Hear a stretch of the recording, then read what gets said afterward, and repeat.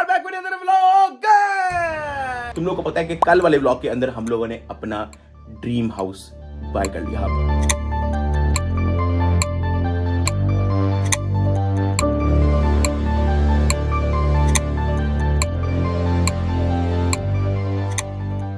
9 million US dollar, 9 million US dollar 1 million लगाकर आपके सामने 11 से 12 मिनट में बनाए थे।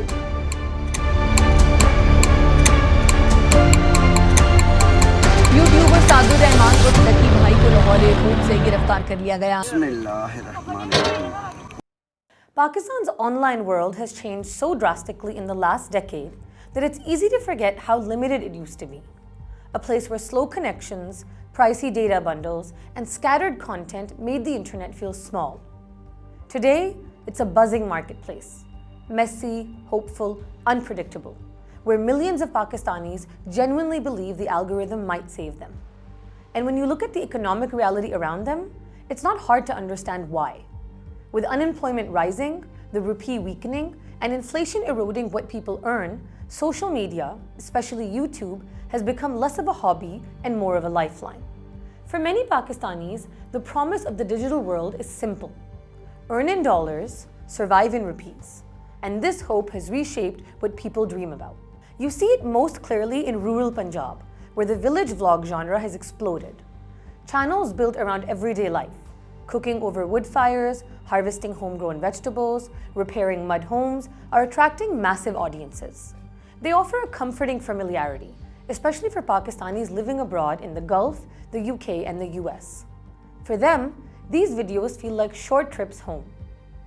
Mubashir Sadiq of Village Food Secrets is the most famous example.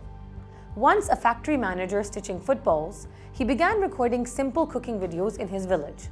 The open fields, the clay ovens, the quiet pace of life.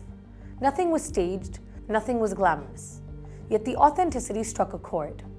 Today, Sadiq's income reportedly ranges from 3 to 10 lakh rupees a month, and his Toyota Fortuner has turned him into something of a rural folk hero. Parents who once told their children to study hard for government jobs now casually say, YouTube par kuch karo. Far north, channels like Shirazi village vlogs have done the same with the serene beauty of Gilgit-Baltistan. Their vlogs show young kids joking, families working the land, and breathtaking mountains towering in the background. These aren't professional productions. They're glimpses of everyday life, and somehow that's exactly what makes them powerful. Global audiences watch, comment, donate, and people in some of Pakistan's most remote regions suddenly find themselves earning thousands of dollars a month. But the gold rush has its stranger chapters too. Basti Abdul Rahman, sometimes called the YouTuber village, has become a symbol of what happens when opportunity and exploitation mix. Reports from the area describe a new kind of digital feudalism, where influential locals help illiterate villagers create channels but take a large share of the profits. Villagers repeat the same mud house building or rustic cooking videos again and again, not for art or culture, but because YouTube's algorithm rewards repetition. It's digital labor repackaged as entertainment. Behind all this, though, lies the financial reality that drives the entire creator economy.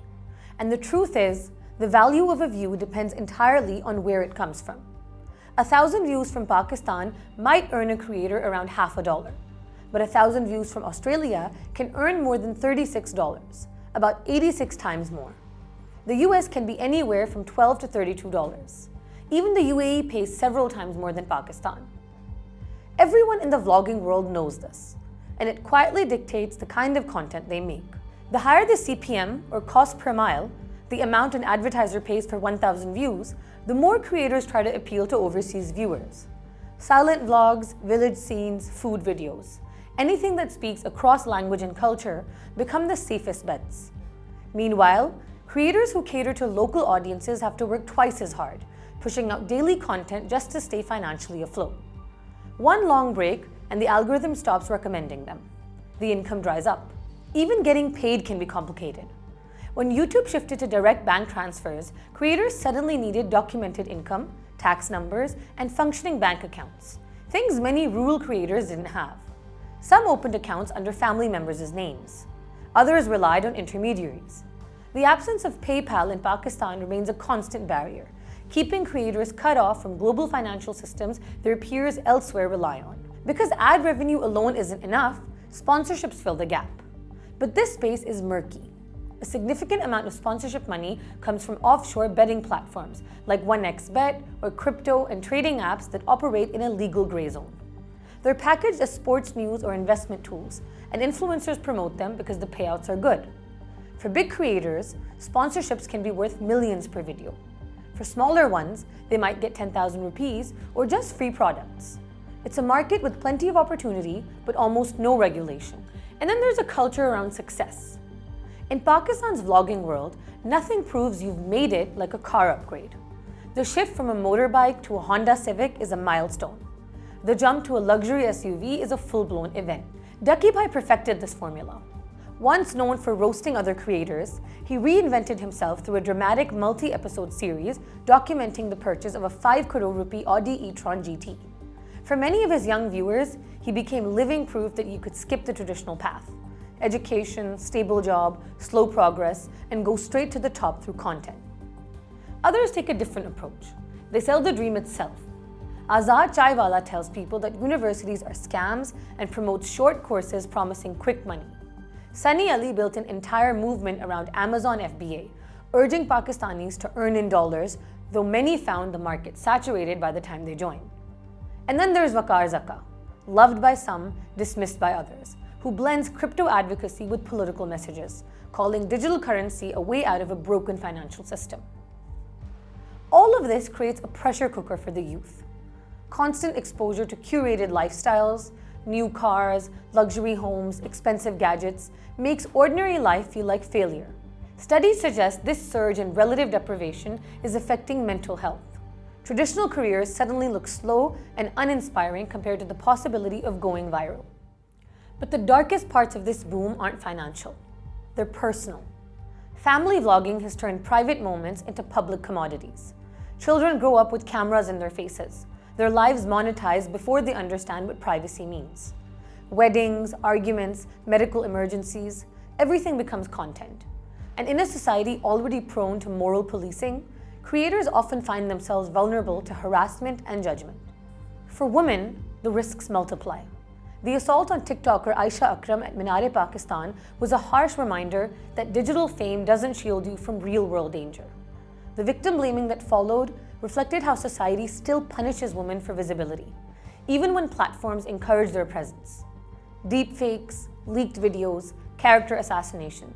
These threats can carry devastating consequences in a culture where honor is tightly controlled.